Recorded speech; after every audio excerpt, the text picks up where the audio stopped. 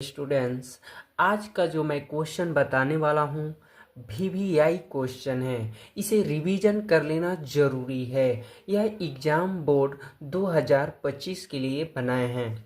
ठीक है, तो यहाँ पर जो हमने बनाया वो साइंस का ऑब्जेक्टिव बनाए हैं। तो पहला जो क्वेश्चन है, दंत विशेषज्ञ किस दर्पण का उपयोग मरीजों के दांतों का बड़ा प्रतिबिंब देखने के लिए करता है? तो जो डॉक्टर होते हैं रोगियों के आँख, नाक, कान या दांत आदि को देखने के लिए वह अवतल दर्पण का ही उपयोग करते हैं। ठीक है, तो इसका आंसर होगा अवतल दर्पण। दूसरा क्वेश्चन है, कौन सा लेंस अपसारी लेंस भी कहलाता है? तो कौन सा लेंस अपसारी लेंस कहलाता है? तो इसका आंसर होगा, देखिए, उत्तल लेंस, उत्तल लेंस, अवतल एवं उत्तल लेंस दोनों। तो इसका आंसर जो होगा अवतल लेंस। और अभिसारी लेंस पूछा जाएगा तो उसका आंसर होगा उत्तल लेंस। तीसरा क्वेश्चन है, किस दृष्टि दोष को अवतल और उत्तल दोनों लेंस से बने द्विफोकसी लेंस द्वारा संशोधित किया जा सकता है?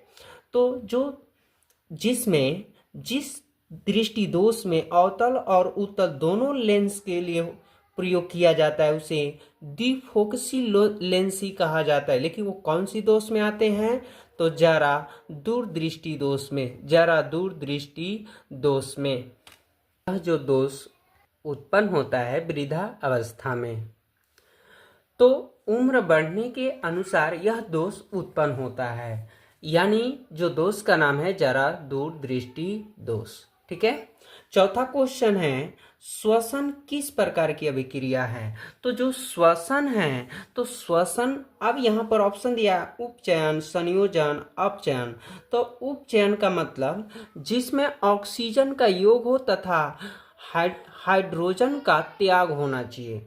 तो यहाँ पर जो उपचयन वैल्यू होती है ऑक्सीजन का योग और हाइड्रोजन का क्या होती है? त्याग। और अपचयन कब होती है? जब ऑक्सीजन की कमी हो तथा हाइड्रोजन का क्या हो? योग हो। तो यहाँ पे इसका आंसर जो होगा उपचयन। पांचवा जो है, कॉपर ऑक्साइड प्लस हाइड्रोजन, इसके बाद कॉपर प्लस H2O किस प्रकार की अभिक्रिया है? तो यहाँ पर देखिए, कॉपर जो है, यहाँ कॉपर में यानी ऑक्सीजन यहाँ है पर ऑक्सीजन का यहाँ ह्रास हो रही है यानी कमी हो रही है। तो यह जो है, यहाँ जो है अपचयन है। और यहाँ पर देखिए हाइड्रोजन जो है, यहाँ इधर ऑक्सीजन की वैल्यू जो है योग हो रही है, तो यह उपचयन है। तो जिसमें अपचयन और उपचयन रहेगा उसे रेडॉक्स कहते हैं। उसे क्या कहते हैं? रेडॉक्स। उसे क्या कहते हैं? रेडॉक्स कहते हैं। चलिए आगे अब क्वेश्चन देख लेते हैं। छठा क्वेश्चन है, निम्नांकित में से कौन लवण है? तो लवण जो होता है, अम्ल और क्षार को मिलाकर लवण प्राप्त किया जाता है। तो अम्ल को पहचानने के लिए शुरू में H या अंत में डबल OH से होता है, ये ट्रिक याद रखना। और क्षारियों को पहचानने के लिए अंत में OH रहता है। तो यहाँ पर देखिए क्वेश्चन नंबर 6 जो है, यहाँ H लग गई है, यहाँ भी OH है, यहाँ भी OH है। तो ये जो है क्षार हैं, ये भी क्षार हैं, और ये जो है अम्ल है। तो इसका आंसर जो होगा C होगा। ठीक है। क्वेश्चन नंबर 7, हमारे शरीर में pH कितने परास के बीच कार्य करता है? तो हमारा शरीर में जो pH का परास होता है 7.0 से 7.8। यहाँ पर 8वां जो क्वेश्चन है, बेकिंग पाउडर का अणु सूत्र क्या है? तो बेकिंग पाउडर का NaHCO3। 9वां क्वेश्चन है, निम्नलिखित में से कौन विजातीय यौगिक है? तो सजातीय जो यौगिक होता है वो एक जैसा होता है और विजातीय यौगिक जो होता है वो डिफरेंट होता है। तो देखिए ये सभी सजातीय हैं। और यहाँ पर जो आंसर इसका है प्लास्टर ऑफ पेरिस, ये विजातीय है। 10वां क्वेश्चन है, निम्नलिखित में से pH का कौन सा मान क्षारक विलयन का मान देता है? तो यहाँ पे क्षार का विलयन आपको पता करना है। तो उदासीन का जो विलयन का मान जो होता है 7 होता है, और 7 से जितने कम होते हैं सभी अम्ल होते हैं, और जब 7 से अधिक होता है तो वह क्षार होता है। तो यहाँ 7 से अधिक, यही ऑप्शन में डी होगा। ठीक है।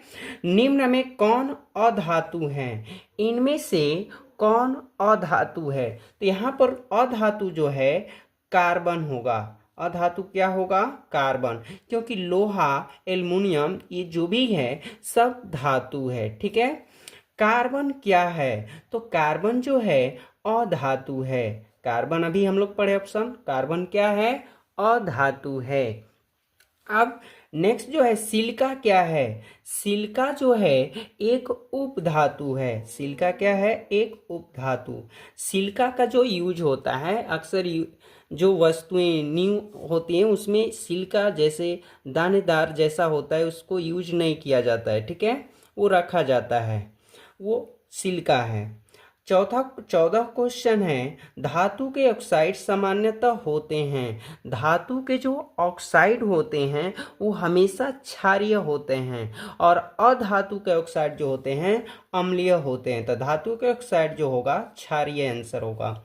नाइट्रोजन अणु में नाइट्रोजन परमाणु के बीच, नाइट्रोजन क्वेश्चन नंबर 15। ठीक है, तो यहाँ पे क्वेश्चन नंबर 15 जो है, नाइट्रोजन अणु में नाइट्रोजन परमाणु के बीच कितने सह संयोजन आबंधन होते हैं? तो इसमें आंसर जो होगा इसका 3।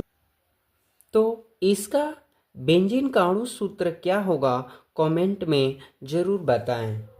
इसके नेक्स्ट प्रश्न जो है, सबसे कठोरतम तत्व कौन है? तो सबसे जो कठोर तत्व इस ऑप्शन में हीरा है, क्योंकि जिसका पर्तनांक जितना ही अधिक रहता है वो उतना ही कठोर होता है।